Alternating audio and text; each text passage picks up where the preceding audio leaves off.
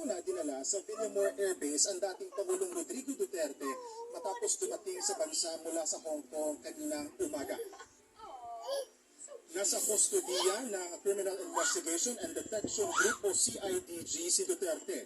Inaresto ang dating Pangulo kasunod ng abiso ng International Criminal Court o ICC hinggil sa arrest warrant laban sa kanya dahil umano sa mga krimen laban sa sangkatauhan kaugnay ng umano'y extrajudicial killing sa kampanya kontra droga ng kanyang administrasyon. Ayon sa reliable source ng News 5, nasa Presidential Lounge ng Air Force sa Villamor si FPRRD. Pero hindi pa malinaw no, gaya sa tanong mo kanina kung bakit dito sa Villamor siya dinala. Kasama ni Duterte sa loob ng Villamor ang kanyang common law wife na si Juanilet Abansenia, anak na si Victoria Kitty Duterte, dating LTFRB chairman at abogado ni Digong na si Martin Deldra at dating Executive Secretary Salvador Mejaldea. Bago magtanghali kanina, pinayagang makapasok ang mga doktor ng dating Pangulo.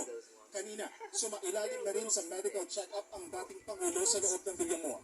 Ayon kay Senator Bongo, nakatakdang magpa-check up si FPRRD sa Cardinal Santos Medical Center sa San Juan.